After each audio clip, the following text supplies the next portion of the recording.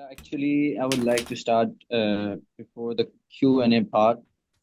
I would like to tell how I got interactive with the Sheikh.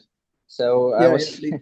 literally just scrolling Twitter and I saw one tweet from Sheikh, and your tweet literally resonated with me in this current landscape, in this current noisy landscape. So I was literally spellbound how you articulate your points in your tweet. So yeah, that was my short introduction. Alhamdulillah. So yeah, could you tell us about yourself? Like, what do you do, and what are you currently working on? أعوذ بالله من الشيطان الرجيم بسم الله الرحمن الرحيم والصلاة والسلام على خير المرسلين محمد وعلى آله وصحبه أجمعين وبعد. Um, my name is Abu Najm Fernando Ibn al-Iskandar. I am a, um, a publisher and translator of classical Islamic texts, classical Arabic Islamic texts. I have over 10 publications to date, ranging from the Kuwaiti Ministry of, or sorry, Department of Legal Verdicts, Idarat al-Ifta. Um, I I did the tahqiq for a book that was that I helped. I don't know. Some people may be familiar with the Sheikh Mohammed Daniel from Cordoba Academy. This was this was about 15 years ago, one of my early collaborations. So it was a book on legal rulings for new Muslims, and it covered a range of abwab al-fiqh, anything that a new Muslim should know. We translated. It was a book produced, I think, by the Kuwaiti Idarat al-Ifta, the Arabic version, and they asked Sheikh Mohammed Daniel to translate it. So I helped with that publication and was credited for it. And Muqaddimah Sahih Muslim uh, in Mustalah al-Hadith, that I self-published, and it's been available for almost 15 years now, but it's used quite widely um, in um, in teaching the manhaj of Imam Muslim in his Sahih. Um, Smaller books as well, small treatises. Um, I Sometime after that also translated a um, a poem and the explanation of the poem, but it's a poem on Quranic abrogation, on the science of abrogation by a Shafi'i sheikh, relatively more recent sheikh named al-Ibiyari. Uh, but that was one of the first translations of poetry in the Islamic sciences that I translated. And the one of the unique things that I did with the translation was that, and it's not done very often, but so the poem itself in Arabic, it ends with the letter Ra. Each bait of the poem ends with the letter Ra in Arabic. And so I made the English translation to end with the letter R in English, every end of the line of poetry. And I translated the Sharh of Sheikh Walid al-Manisi, who's the president of the Islamic University in Minnesota.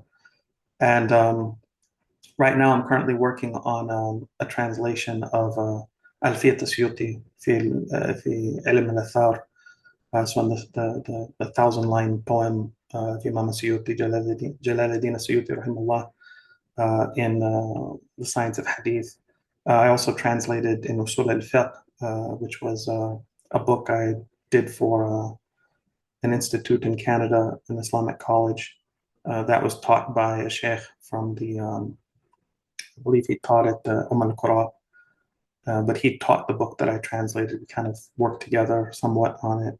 And, you know, other projects in the works, Usul al-Tafsir, Usul al-Fiqh, Fiqh, uh, and Sciences of Hadith.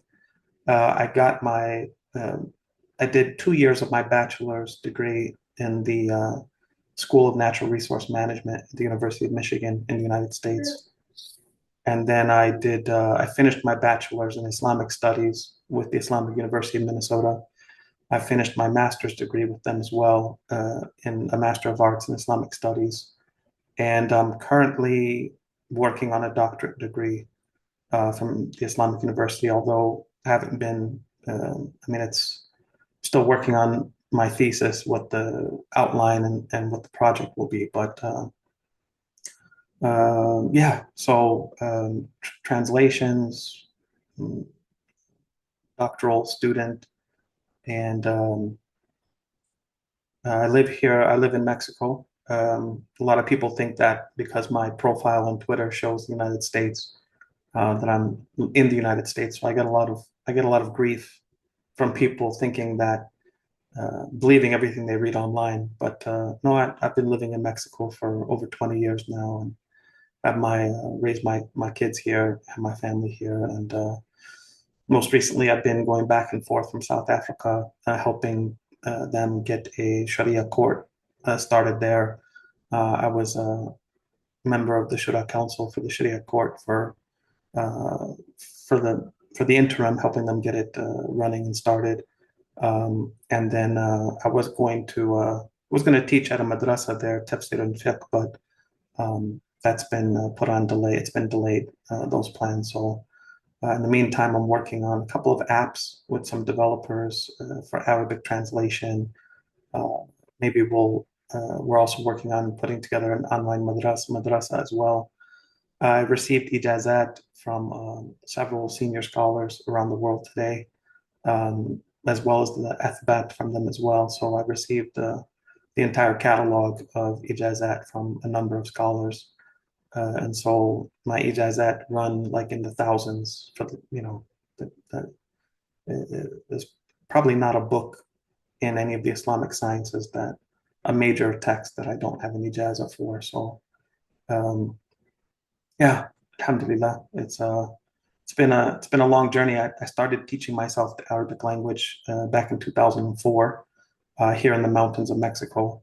Uh, had a dial-up modem at that time, and was it like 50, 54, 56 kbps? It was, um, and I taught myself the Arabic language, and over the course of about 6, 7 years, intensively, I was studying on my own.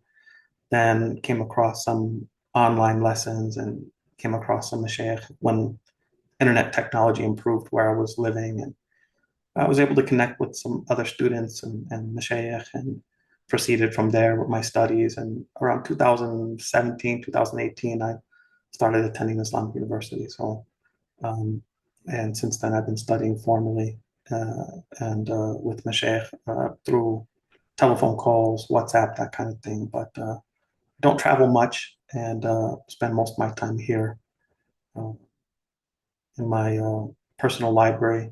There's a portion of my library behind me. I have the rest of my library upstairs, but it took me a lot of effort and not a little bit of money to get Islamic text shipped here to Mexico. But alhamdulillah. So uh, that's uh, that's it, I guess.